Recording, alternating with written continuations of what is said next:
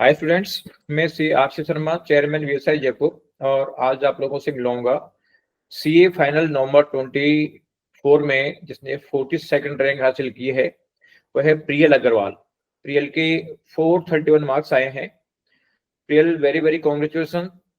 Thank you sir, thank you so और much. कैसा लगा रिजल्ट आया जब आपको? सर काफी लेट नाइट रिजल्ट आया था, तो एक बार के लिए तो लगा था कि शायद उतनी एक्साइटमेंट नहीं हो रिजल्ट देख के। बट जब एक्चुअल में सक्सेसफुल पड़ा, मेरे भाई और मम्मी ने ही देखा रिजल्ट। मैं तो इतनी नर्वस थी, मैं देख भी नहीं पाई रिजल्ट में, तो शिवर कर रही थी। तो मैंने कहा आप ही देखो, तो वो चिल्लाए एकदम से कि सीए बन गई, सीए बन गई। तो सब चिल्लाए, हम बहुत, पापा को जाके गली लगी सीधे। तो बहुत अच्छा लगा, मतलब कुल मिला के। और दिन कैसा निकला?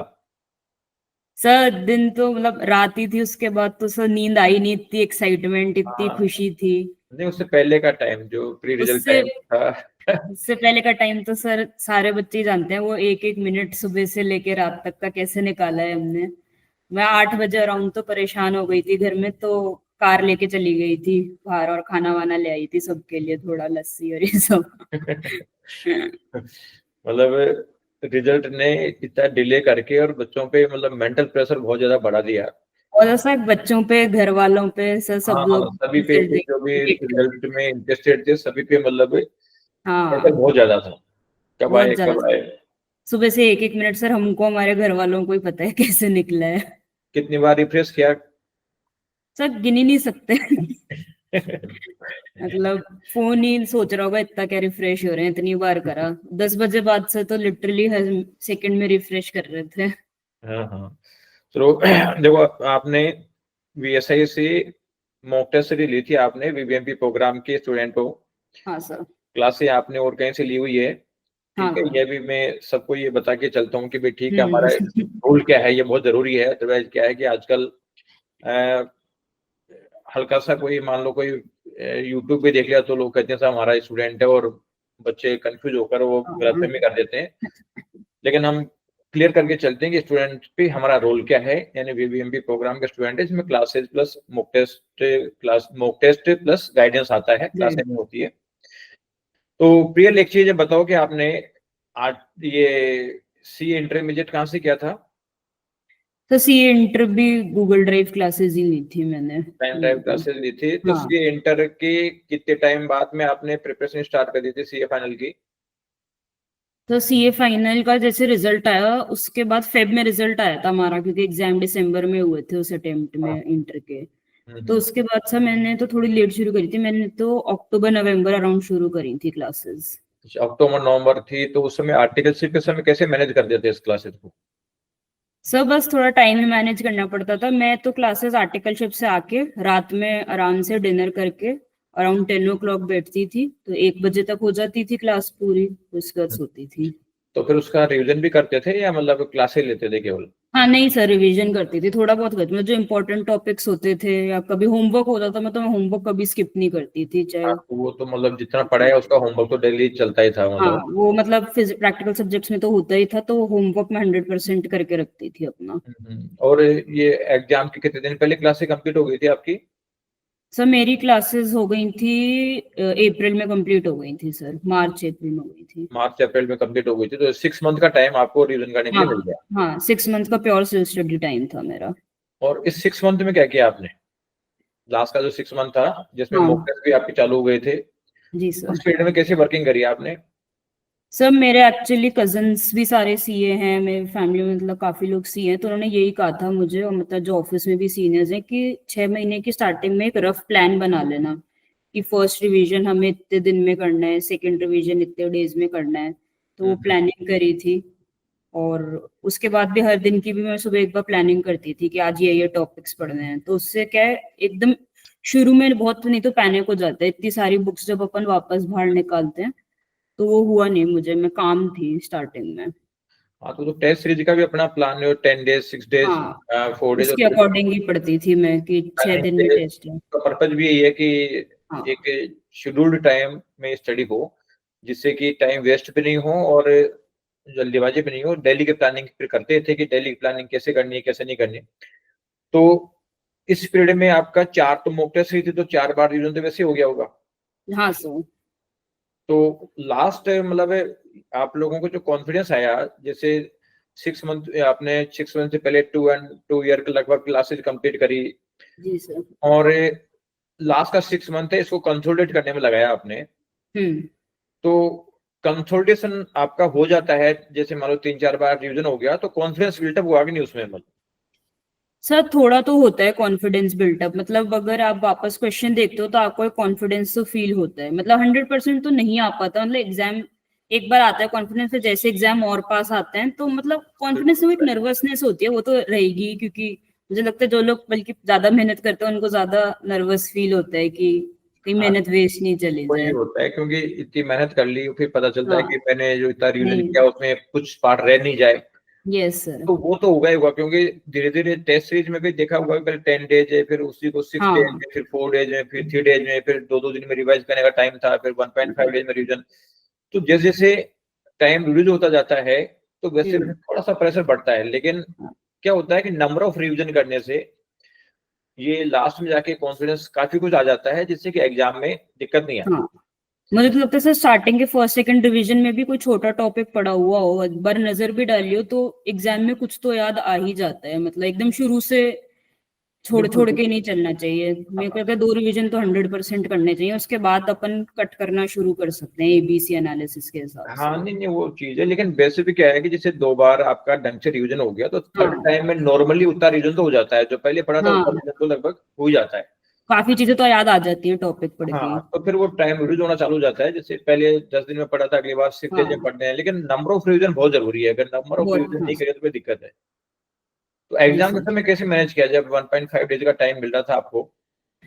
सर मैंने तो जैसे ये टेस्ट सीरीज में जब 3 डेज या 2 डेज का गैप होता था तो मैं मतलब फर्स्ट या सेकंड डिवीजन से ही मैं जो एकदम इम्पोर्टेंट टॉपिक्स मुझे लगते थे, मैंने अलग से एक लिस्ट बना रखी थी उनकी कि 1.5 डेज में जो प्लान बनेगा बनेगा, बट ये वाले जो टॉपिक्स हैं या ये जो क्वेश्चंस हैं वो तो देख के ही जाने हैं चाहे कुछ ही हो जाए। तो वो और उसके अलावा तो 3 डेज 2 डेज के टाइम पे मैंने अपने आप एक शेड्यूल बनाया था, वो तो 1.5 डेज वाला तो प्रॉपर टाइम के साथ बनाया था कि सुबह 7 बजे से 9 बजे ये पढ़ना है, फिर 10 बजे तक ये पढ़ना है। बट वो इम्पोर्टेंट टॉपिक्स और क्वेश्चंस की लिस्ट बहुत हेल्प आई मेरे को, बहुत लगा कि हाँ मैंने पढ़ रखा है काफी कुछ। हाँ, वो आइडेंटिफाई करके रखने में इजी हो जाता है, हाँ। क्योंकि जैसे मान लो 100 क्वेश्चन है, आप लोग लगता है बाकी क्वेश्चन नॉर्मली 10 क्वेश्चन थोड़ा सा अलग टाइप के हैं, तो बेटर है कि वो 10 क्वेश्चन हो ही जाए, हाँ, बाकी 90 क्वेश्चन वैसे भी याद आ मैं तो जाते हैं कि विद बारी पेज बारी में नहीं नंबर जाए। लिख के रखती थी जिससे पेज पे भी ढूंढना ना पड़े कि हाँ, बस वो क्वेश्चन पे गई है देख बहुत लिया। अच्छा किया, क्योंकि लास्ट मोमेंट में, क्योंकि बहुत ज्यादा हर क्वेश्चन को देख नहीं सकते, नहीं देख सकते सर। आइडेंटिफाइड चीजें तो अपने को पता रहे कि मेरे को ये तो कम से कम देखना ही है, तो उस चीज का देखना बेनिफिट मिलता ही मिलता है। तो एग्जाम में बिल्कुल। नर्वसनेस तो नहीं हुई कभी? सर मतलब एग्जाम लिखते टाइम तो नहीं होती थी, एग्जाम में क्या हॉल के अंदर जाने से पहले काफी होती थी, बट मेरे मम्मी पापा बहुत सपोर्ट करते थे मुझे, मतलब वो हम्म। दोनों ही मुझे एग्जाम में छोड़ने जाते थे, उनका मन नहीं लगता था। नहीं नहीं, सही है। मतलब मम्मी ये पापा नहीं करेंगे केयर तो कौन करेगा, तो मैं कभी मना भी नहीं करती थी, मैं तो कहती थी हाँ आप साथ ही चलो, हाँ, नहीं नहीं दोनों नहीं, होते हो तो सही है। मुझे हिम्मत अभी आती है। आजकल बच्चों के एग्जाम पेरेंट्स की भी एग्जाम है, वो भी बिल्कुल सर बिल्कुल। उनको भी मतलब इतना ही मतलब पेन लेना होता है जितना मतलब स्टूडेंट पेन ले रहा है, लेकिन अच्छा है उससे मतलब स्टूडेंट में कॉन्फिडेंस मेंटेन रहता है बच्चों में कि हाँ चलो ठीक है कोई बात नहीं, मेरे पेरेंट्स साथ में है। ये बिल्कुल बहुत सर। अच्छी बात है, क्योंकि कई बार जैसे एग्जाम में नर्वसनेस भी आती है और थोड़े पेरेंट अलर्ट हैं, तो कुल मिला के थोड़ा सा उसका बेनिफिट मिलता है कि जैसे मान लो कभी नर्वस हो रहा है बच्चा तो उसको थोड़ा संभाल ले, हाँ। तो उससे क्या है यार टाइम वेस्ट नहीं हो, एक तो मान लो नर्वस हुआ और 3 घंटे बाद ठीक हुआ तो 3 घंटे का टाइम गया, एक 15 मिनट में ठीक हो जाए तो इसका मतलब टाइम से हो जी। गया, उसका बहुत बड़ा बेनिफिट मिलता है। बहुत ज्यादा सर। हाँ, अच्छा ये बताओ कि आपके बीएसआई की मॉक टेस्ट से और जो गाइडेंस है आपको कितना क्या हेल्प मिला? नहीं सर मिली हेल्प, जैसे शुरू में ऐसा होता है ना, अपन बहुत छोटे क्वेश्चन जो होते हैं इजी वाले वो स्किप कर देते हैं, पर मॉक टेस्ट में जैसे वो आते थे और मैं करने बैठती थी ना फर्स्ट वाले में, तो मुझे लगता था कि मैं कोई स्टेप स्किप कर जाती थी तो उसके मार्क्स कटते थे मेरे काफी, एफएम में फर्स्ट में काफी उस चीज के मार्क्स हटे, एफआर में, क्योंकि हम्म। जल्दी जल्दी प्रैक्टिस में आदत नहीं रहती सारे स्टेप्स लिखने की। हाँ वो हाँ और एक पता लगता था कि किस पैटर्न से पेपर आएगा, कि थ्योरी के क्वेश्चन कितने आएंगे, प्रैक्टिकल कितने आएंगे, वेटेज करेगी, और रियल पेपर उससे काफी मैचिंग था, मतलब पेपर पैटर्न तो काफी सिमिलर था आईसीए वाले पेपर से। हाँ, तो उसी बेसिस पे अपना जी। चलता है, और पर्पज भी रहता है कि मतलब लेवल आईसीआई के बराबर ही होना चाहिए, क्योंकि उससे बहुत ज्यादा दे दोगे बच्चा पहले नर्वस हो जाएगा, वो एग्जाम नहीं दे पाएगा और बहुत ज्यादा इजी हो जाएगा तो और कॉन्फिडेंस हो जाएगा, इसलिए वो बैलेंस पेपर जो है वो मेंटेन करके चलना पड़ता है। तो कुल मिला के कंसल्टेशन प्रोसेस में हेल्प मिली आपको, और ये हाँ जो जरूरी भी है। मैं अक्सर देखता हूँ बहुत सारे बच्चे आते हैं और वो अपने साथ चल जाते हैं। अपने भी कई बच्चे जो होते हैं ना बीएसआई में जो पढ़ रहे हैं, या जैसे मान लो कई मॉक टेस्ट में आ जाते हैं, वो बाद में टेस्ट छोड़ देते हैं, फिर कहते हैं कि साहब हमारा कोर्स पूरा नहीं हो रहा, कोर्स पूरा नहीं हो रहा, इसलिए मतलब हम क्या है कि पूरा कोर्स करके देंगे। वो पता चलता है कि तो पता चलता है कि 15-20 दिन में वो एक बार एक सब्जेक्ट को रिवाइज कर रहे हैं, बाद में एक दिन में रिवाइज करने की सोचते हैं तो पॉसिबल ही नहीं होता। तो कुल मिला के चाहे कोर्स थोड़ा बहुत छूट जाए कोई बात नहीं, लेकिन नंबर ऑफ रिवीजन तो होने चाहिए, जिससे कंसोलिडेशन ये आता है मतलब।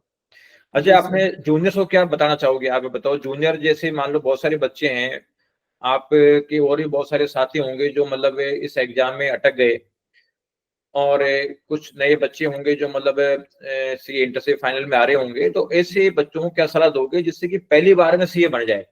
आप लोगों को तो अनुभव है, आपका भी है और अपने फ्रेंड्स का भी है, जिसमें कुछ बच्चे पास भी होंगे, कुछ अटके भी होंगे, तो जो फेल होने वालों ने क्या गलती करी और तुम लोगों ने क्या सही काम करे?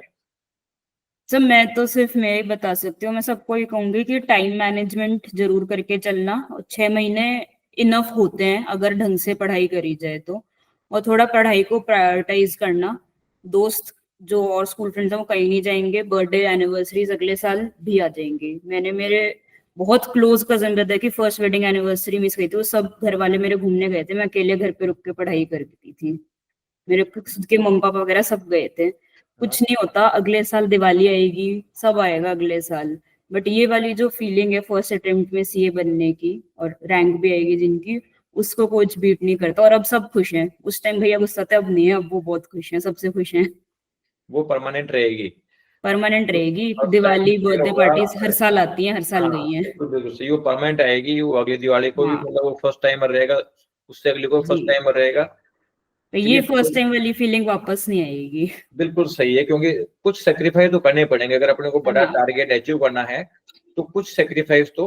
कुछ सैक्रिफाइस में, और तो सैक्रिफाइस है नहीं, इसकी जो खुशी मिलेगी अपने को बाद में, हाँ वो हाँ, कहीं के आसपास भी नहीं है। वो परमानेंट है, वो परमानेंट है। वो परमानेंट है। अच्छा, ये जो बच्चे क्लियर नहीं कर पा रहे हो, क्या मिस्टेक कर रहे हैं तुम्हारे हिसाब से? तो मैंने सब और मुझे तो बस यही लगता है कि पढ़ाई तो सब इक्वल करते हैं, उस टाइम थोड़ा लक होता है और थोड़ा जो काम रहे पेपर में। अपन ने कोई भरोसा होना चाहिए कि हमने सब पढ़ा है। देखिए कोई क्वेश्चन तो हर बार नहीं आ सकते सर, आईसीआई है, हाँ, नहीं स्कूल नहीं, के वो तो बोर्ड नहीं का आ पेपर तो रहे, है जनरल नहीं। तो आ ही नहीं रहे। कॉन्सेप्ट पढ़ के जाएंगे अपन, एटलीस्ट फॉर्मूला ही लिख के आए या कुछ लिख के आए, तो क्वेश्चन खाली नहीं छोड़ना है। जो डेटा दे रखा है एफएम के पेपर जैसा कि थोड़ा काफी टफ आया था, तो डेटा एक बार सारा लिख के, जो भी अपन स्टेप्स, जो भी अपन डेटा और निकाल सकते हैं उससे, वो निकाल के आए, कुछ मार्क्स मिल जाएंगे। बस ये सब काम रहना है पेपर में, उस टाइम आते हुए क्वेश्चन गलत नहीं करना है बस। हाँ नहीं, बिल्कुल सही है, मतलब ये मान लो कुछ अटक रहे हैं तो कुछ न कुछ तो उनमें प्रॉब्लम है, वो भी आइडेंटिफाई करना जरूरी है कि भाई क्या मिस्टेक चल रही है, जिससे कि वो रिपीट नहीं हो। क्योंकि सीए के एग्जाम से इसमें बहुत सारे बच्चे पता चलता है टॉपर होते हैं स्कूल लेवल पे और बाद में जाके अटक जाते हैं, तो वो सबके लिए पेन, सबसे ज्यादा पेनफुल उन लोगों के लिए होता है। लेकिन ये मैंने देखा है कि जो सिस्टमेटिकली नंबर ऑफ रिवीजन कर लेता है ना, वो मतलब आराम से निकल जाता है, उसको कोई ज्यादा दिक्कत नहीं आती। तो thank you Priyal, thank you sir. बच्चों को हेल्प मिलेगी, और आप भी जो जूनियर स्टूडेंट है उनको मोटिवेट करो किसी तरीके से कि जितना हो जी सकता है कि, क्योंकि देखो क्या होता है इस एग्जाम की जो एक स्पेशलिटी मैंने देखी, चाहे कोई सा भी हो, कि जो सक्सेस हो जाते हैं उनको तो चलो ठीक है, सब वो करते हैं, सब हमने देखो बहुत अच्छा अचीवमेंट कर दिया, सब टीचर्स कोचिंग वाले चाहे हम ही हों। लेकिन मेन चीज है कि जो बच्चे रह गए हैं ना, उनका क्या? तो उनकी फेल होने में मतलब वो चाहे ठीक है खुद की गलती तो होती है, लेकिन बहुत कुछ मतलब जो है पढ़ाने वालों की भी गलती होती है कि मतलब उनको ढंग से मोटिवेट नहीं कर पाए, या ढंग से बता नहीं पाए, या कुछ चीजें मतलब है कि नहीं है, तो उन लोगों का भी पास होना बहुत जरूरी है। हाँ सर। क्योंकि अगर ऐसे बच्चे काफी अटकेंगे तो बाकी उनका भी तो एक लाइफ है। बिल्कुल सर, बिल्कुल। तो वो चीज है, तो ऐसे बच्चों को तुम भी क्या है कि जितने तुम्हारे और फ्रेंड्स है उनको थोड़ा सा प्लान बना के उनको सिखाओ कि कैसे क्या मतलब पास हुआ जा सकता है। तो ये कि अच्छा रहेगा उन लोगों के लिए। जी सर, जी sir. Thank you Priya. Thank you sir, thank you. Okay.